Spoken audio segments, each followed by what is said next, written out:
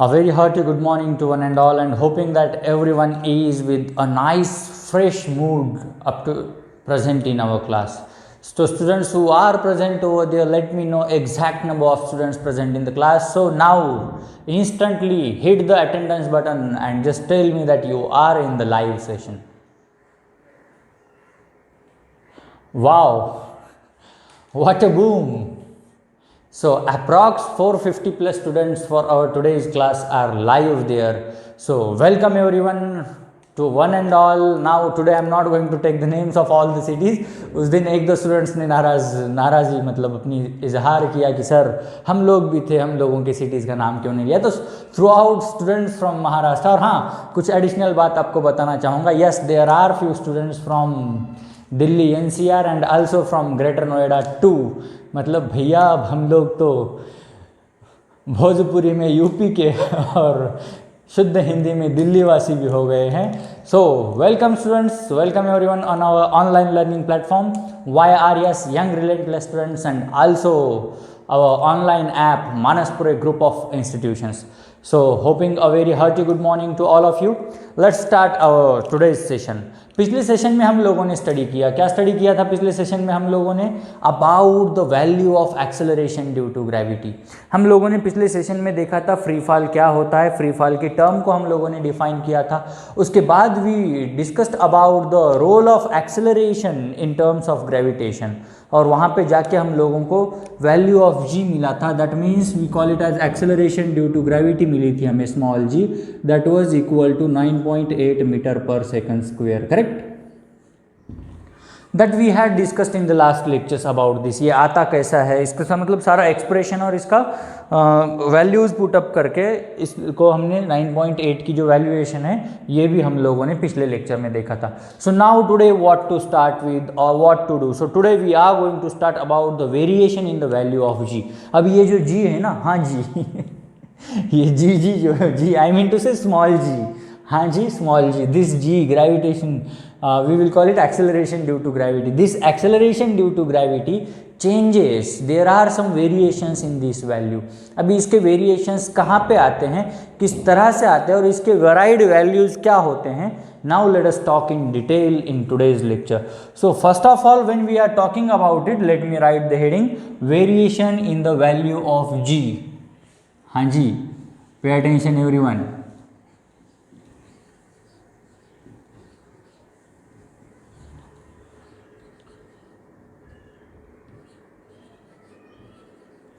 Variation in the value of g. So what is the variation in the value of g? अच्छा, आप लोगों को दिख नहीं रहा था. ओके, चलो इसको स्लाइटली एडजस्ट करता हूँ कैमरा को मैं. Now yes, obviously our boys can see it clearly, the variation in the value of g.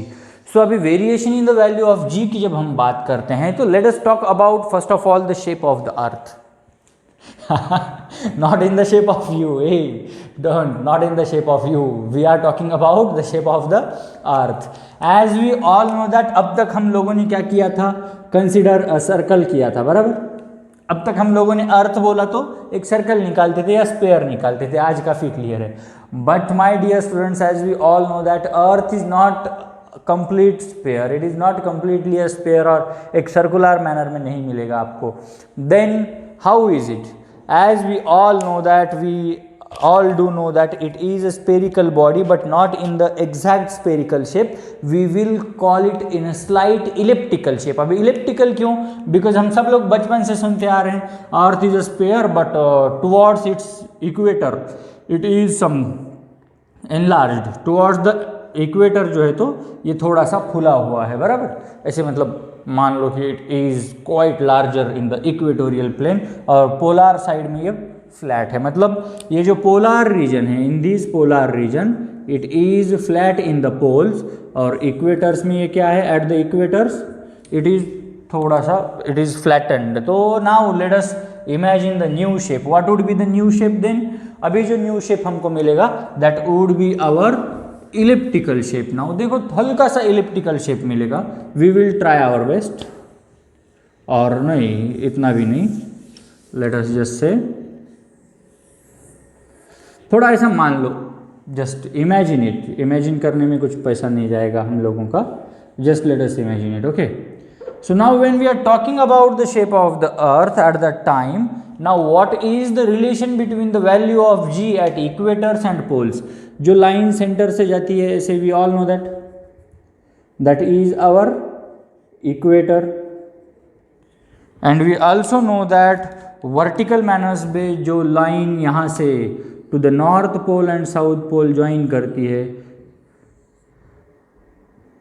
here these are the poles are joined by this line pole, और ये क्या है हमारा flattened surface पे horizontal manner में equator है.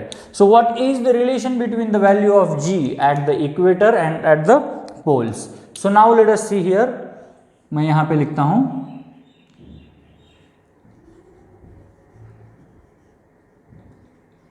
relation between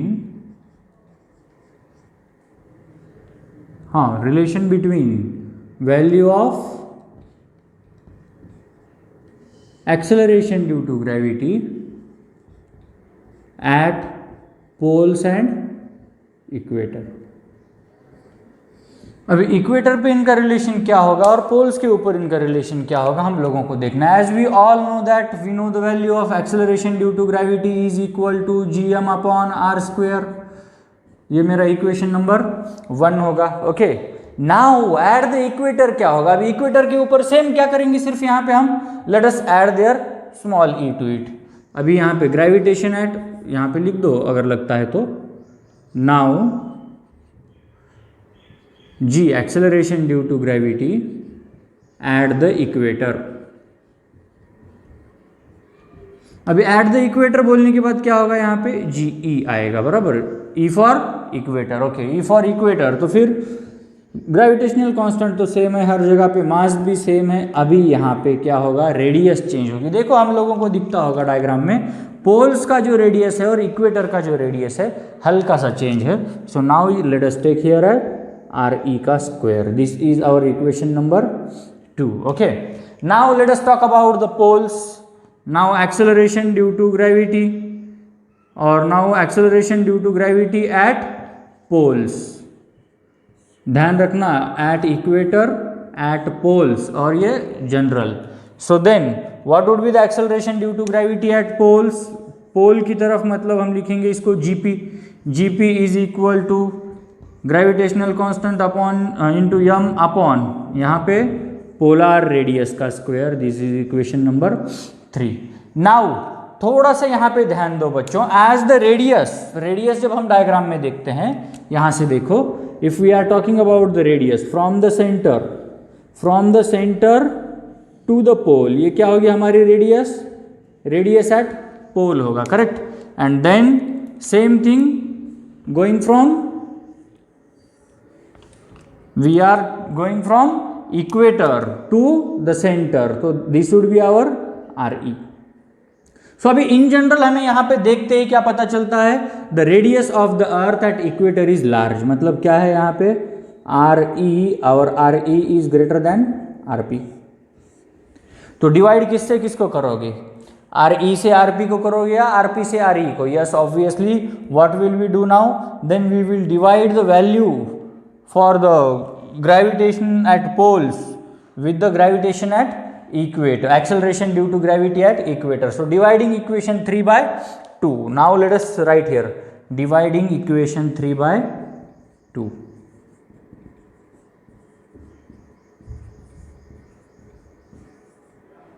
So what would be the division now, let us put it, GP upon GE is equal to, रख दो values, gm upon r²p divided by gm upon re². Now when we are equating these values, at the equating values, what will we get here now, as we all know, as per the rules, let us solve first of all. gm upon the radius of the earth at poles का square into क्या होगा, RE मतलब radius at equator का square upon GM.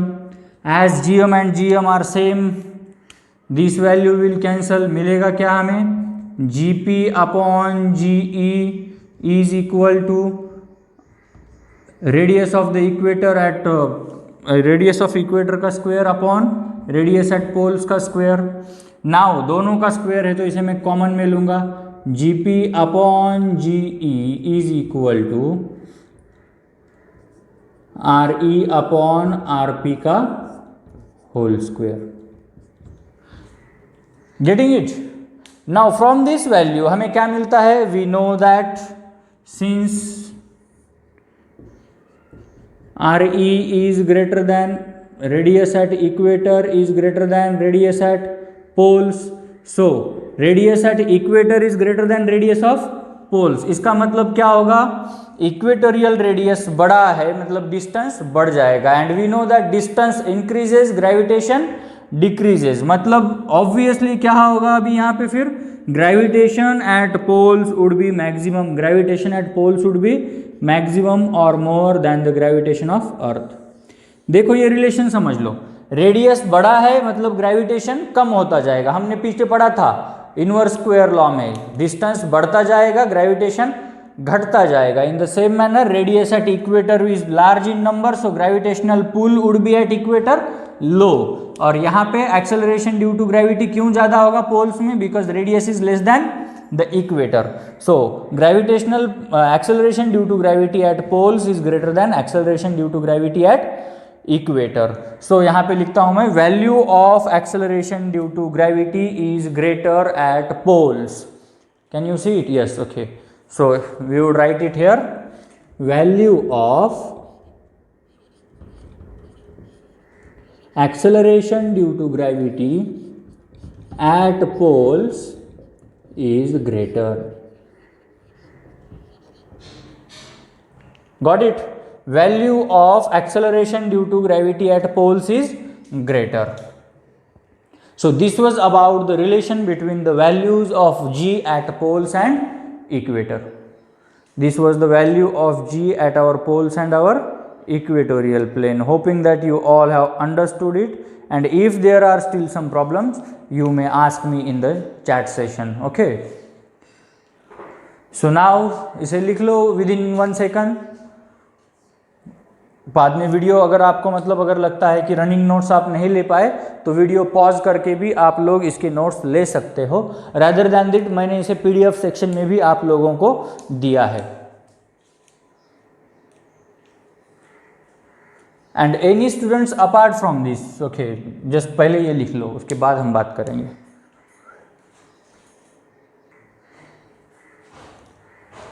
अभी friends, now hoping that you have understood the first point, let us move to our second point. अब तक हमने देखा था relation between the value of g at equator and poles. Now we have to see about the variation in the value of g. पहले ही बताया मैंने, हम let us we are studying about the variation in the value of g. अभी earth के surface पे gravity क्या होती है, एक्सेलरेशन ड्यू टू ग्रेविटी, और अर्थ के सरफेस से अलग अलग हाइट्स पे क्या होती है, we have to study about it. As we all know that, मान लो कोई ऑब्जेक्ट है, या फिर let us say that at the earth surface अगर हम देखें, just suppose this is our earth surface. क्या बात है, आज पेयर्स बहुत करेक्ट आ रहे हैं, okay. So eight the earth surface हम लोगों ने ग्रेविटी देखी, वहां पे हाइट एच भी लिया था हमने, height H is equal to, हमने क्या किया था, equal to radius of the earth रखा था उसको, बराबर। We had put the value of the height which is equal to the radius of the earth. लेकिन अब जब मान लो कोई सैटेलाइट है, what we are talking about, we are talking about any satellite. अभी सैटेलाइट क्या होगा, अर्थ के सरफेस से एक पर्टिकुलर हाइट पे होगा। सपोज मान लो अभी this is our centre of the earth, अच्छा बोल्ड में आना चाहिए थोड़ा। Suppose this is our centre of the earth, यहाँ से यहाँ तक it is radius for us. अभी इस अर्थ के ऑर्बिट में कहीं ना कहीं मान लो हमारा सैटेलाइट आर्यभट्टा यहाँ पे घूम रहा है, कोई भी सैटेलाइट हो। Now this satellite is at height h. Where is this satellite, this satellite is at height h. अभी अगर मान लो we are talking about the surface, then at the surface हम लोग लेते हैं सीधा सीधा द हाइट ऑफ दैट और the distance between the object distance between the object हम लेते हैं आर, मतलब अर्थ से लेके कोई भी ऑब्जेक्ट तक हम डिस्टेंस क्या लेते हैं, आर लेते हैं, the radius of the earth. लेकिन अभी we are talking about the gravitational pull between the satellite and the earth. जब हम सैटेलाइट एंड द अर्थ की बात कर रहे हैं, या मान लो कोई डिस्टेंस ऑब्जेक्ट है, डिस्टेंट ऑब्जेक्ट है अर्थ से, कहीं दूरी पे है, कुछ दूर कुछ पास, तो यहाँ के जो ऑब्जेक्ट्स है उन लोगों का जो ग्रेविटेशनल पुल होगा या एक्सेलरेशन ड्यू टू ग्रेविटी है इन दोनों के बीच, we have to calculate it. At that time we have to calculate the total distance from this object to the centre of the earth. उस टाइम पे the radius of the earth we know R, और surface से लेकर उस object तक का मतलब distance क्या होगा, उसकी हाइट होगी, that is R plus H. What is that height, R plus H. It means we will be taking for the objects at a distance, when the objects are at a distance from the earth, we have to take the radius of the earth plus the distance from the surface. This would be our new radius r plus h. तो अभी इसको हम valuation निकालेंगे exactly इसका काम किस तरह से है।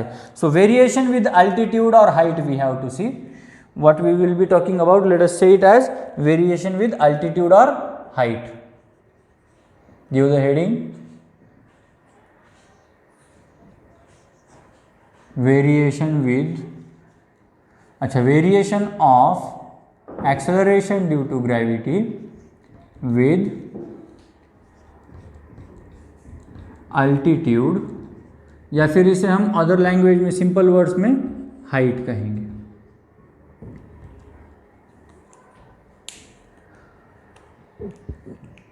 Now let us talk about it. So as we all know that first of all acceleration due to gravity, इसमें इंक डालना पड़ेगा। acceleration due to gravity g is equal to क्या है हम लोगों के पास, gm अपॉन आर स्क्वायर। ये हुआ इक्वेशन नंबर 1। बट यहाँ पे एट हाइट और altitude h above from earth surface, distance is equal to क्या लिया था हम लोगों ने वहाँ पे, r plus H. Therefore acceleration due to gravity at height, क्या होगी acceleration due to gravity at height, then GH is equal to universal gravitational constant into mass of the earth upon, यहाँ पे हमारा डिस्टेंस चेंज होगा r plus H का square. This is our equation number 2। So now dividing equation 2 by equation 1,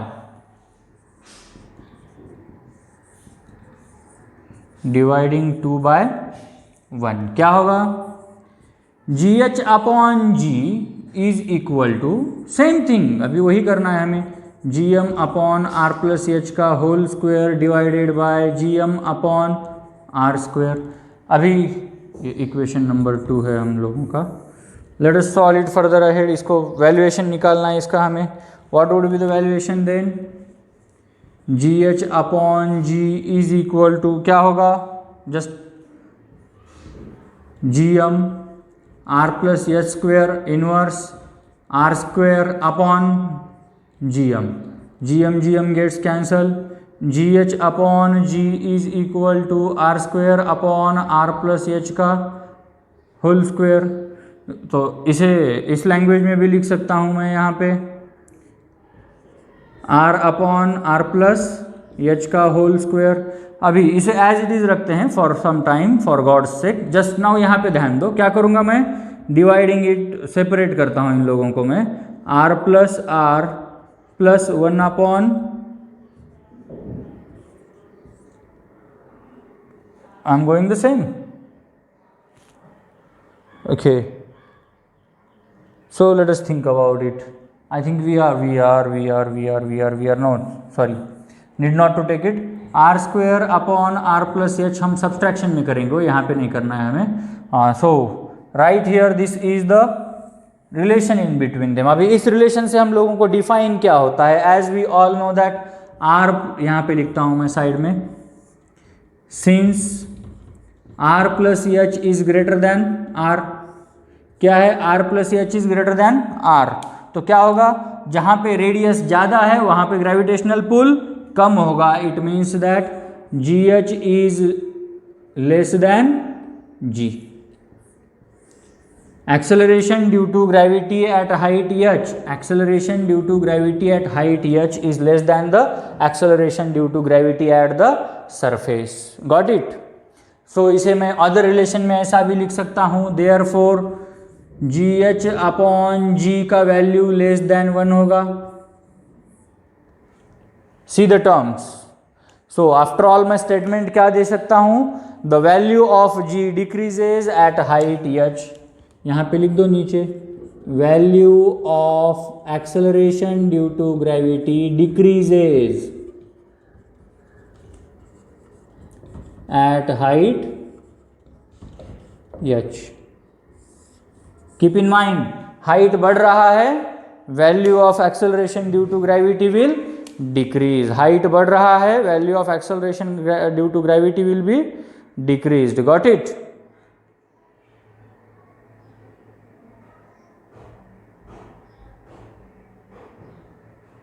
okay, hoping that you are clear with it.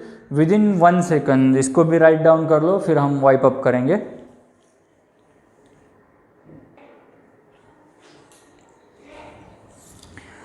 So I think that you all are clear with it now without getting bored. देखो हम लोगों ने क्या किया, पहले अर्थ के surface पे देखा, फिर उसके बाद eight above the height H देखा, और उसके साथ साथ हम लोगों ने इक्वेटर और पोल्स पे भी एक्सेलरेशन ड्यू टू ग्रेविटी का वेरिएशन देखा।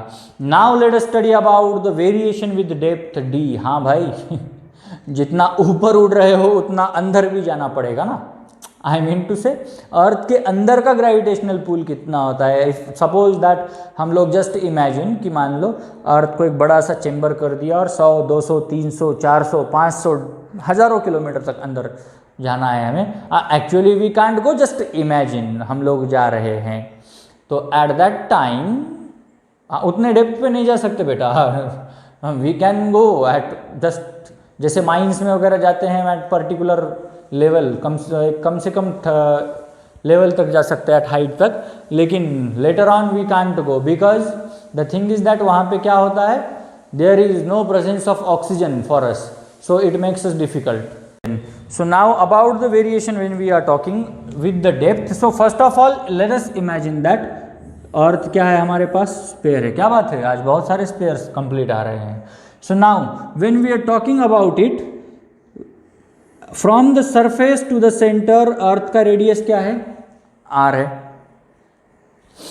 अभी मान लो then we have to come with a depth, थोड़ा सा नीचे तक आना है। नीचे तक आना है मतलब मैं क्या करूँगा, एच इतने हाइट तक नीचे आऊँगा, तो यहाँ से अप टू द सेंटर,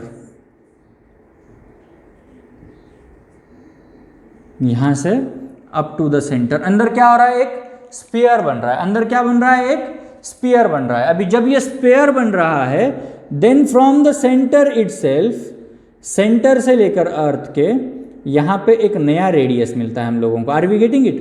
तो अब ये नया रेडियस क्या होगा देन हमारा, आर माइनस एच होगा। What would be the new radius inside, बराबर है ना। अभी मान लो फॉर एग्जांपल ये 10 किलोमीटर्स का डिस्टेंस है from the centre, suppose imagine that ये 10 किलोमीटर्स का डिस्टेंस है, लेकिन कोई ऑब्जेक्ट नीचे उतर गया 5 किलोमीटर तक या 6 किलोमीटर तक मान लो, या 4 किलोमीटर लेटर से, the object has decreased a level of its 4 kilometre, तो अंदर का जो नया रेडियस होगा वो क्या होगा हमारा, 10 - 4 इज इक्वल टू 6।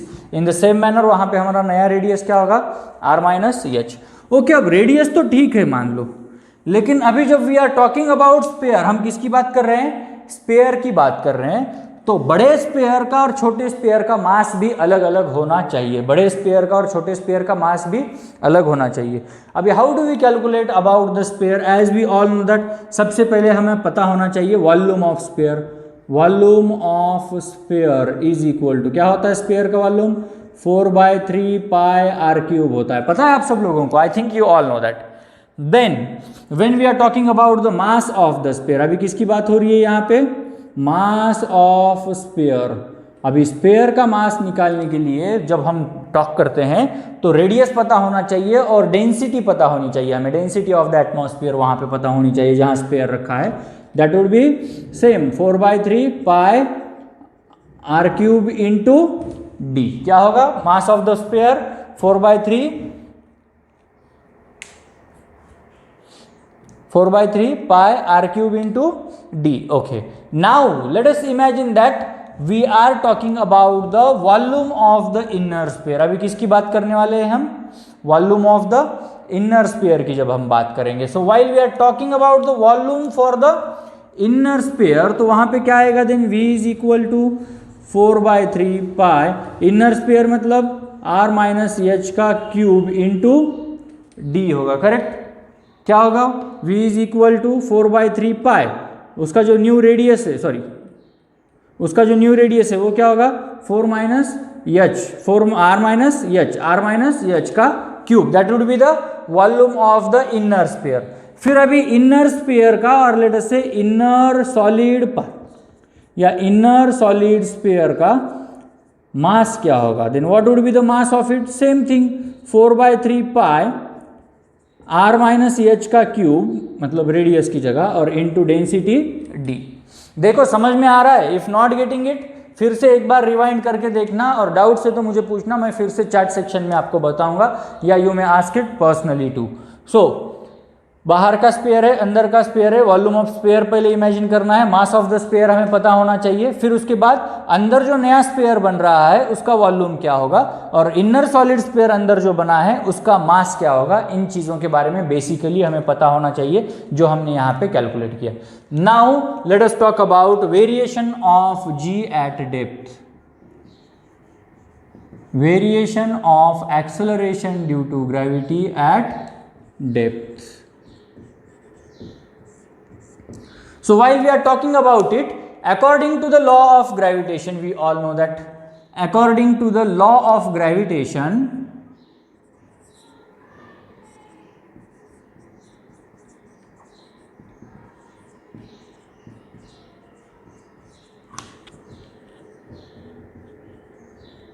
हमें पहले निकालना होगा वैल्यू ऑफ दिस इसका इनर जो स्फीयर है उसका ग्रेविटेशन निकालना होगा, एक्सेलरेशन ड्यू टू ग्रेविटी। तो क्या आएगा?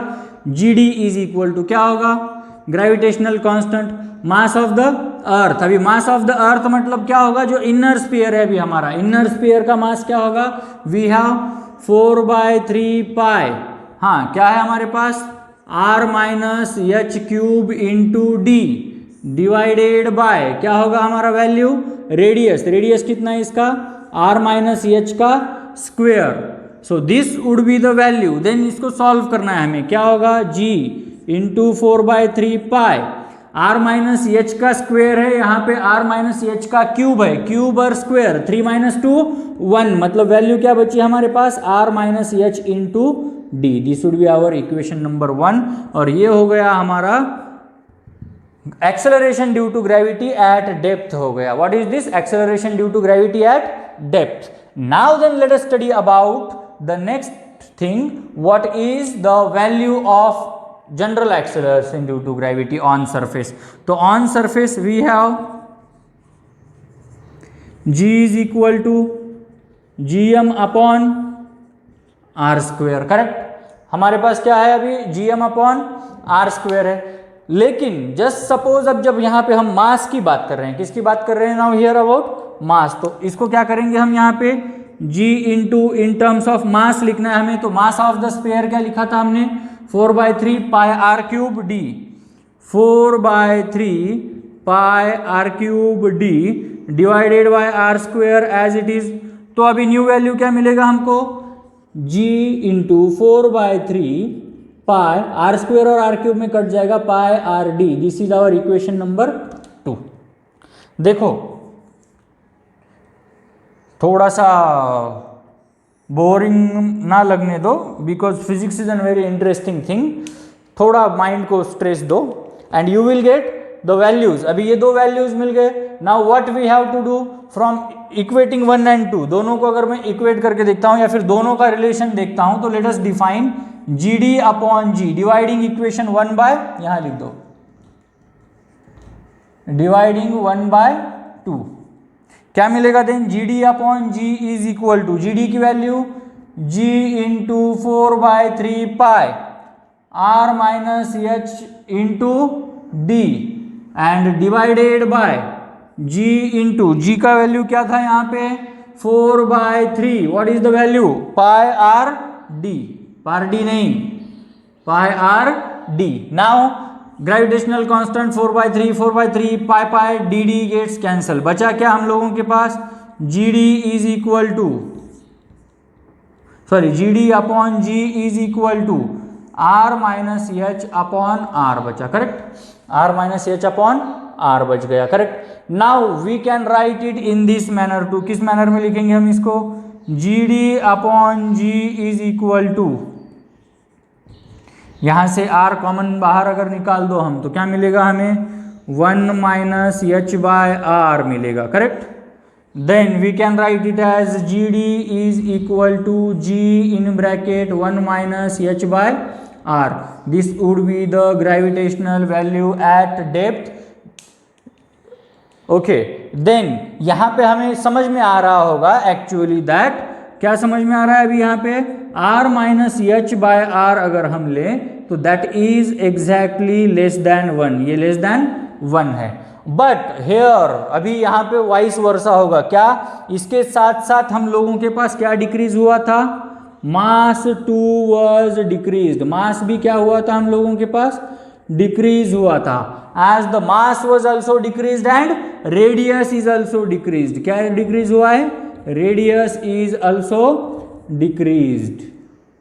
देन क्या होगा, then gravity also decreases, then acceleration due to gravity at depth decreases. देखो स्ट्रेस दो माइंड पे, हाँ अभी इनवर्स स्क्वायर लॉ के थोड़ा सा अलग है ये, जैसे कि मान लो हम लोगों ने कहा था डिस्टेंस कम होता है ऑब्जेक्ट्स के बीच में तो क्या होता है, ग्रेविटी बढ़ती है या फिर ग्रेविटेशनल फोर्स बढ़ता है तो उसका वैल्यू भी बढ़ेगा एक्सेलरेशन ड्यू टू ग्रेविटी का, ये हमने पहले पढ़ा था.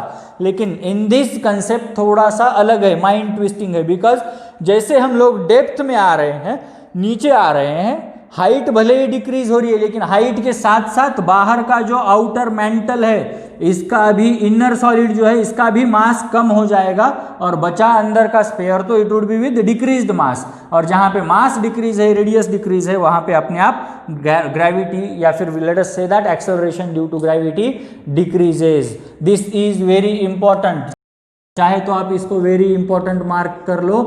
It is asked for various times in the exams that what is the relation of acceleration due to gravity at depth d. So this is the thing over here. Okay, so hoping that you all have understood it. So अभी आपके book में कहीं ना कहीं दिया होगा कि at the surface of the earth average gravity क्या होती है, that is 9.8 मीटर पर second square. then Mount Everest के बारे में दिया होगा, that would be same over there 9.8. लेकिन rather than we are talking about the maximum height reached by a man made balloon, balloon की जब हम बात करते हैं तो it is 9.77. but now let me talk about the gravity at pole. acceleration due to gravity at pole is something, जब हम value calculate करते हैं तो 9.83 मीटर पर सेकंड स्क्वायर, और acceleration due to gravity at equator जब हम बात करते हैं तो दैट इज 9.78 मीटर पर सेकंड स्क्वायर, और एवरेज में जी का वैल्यू हम लोगों के पास होता है 9.8 मीटर पर second square. So hoping you all are clear with this terms. आज हम लोगों ने 3 एक्सप्रेशंस देखे, we have derived the 3 relations over there. So hoping you all are clear with it guys.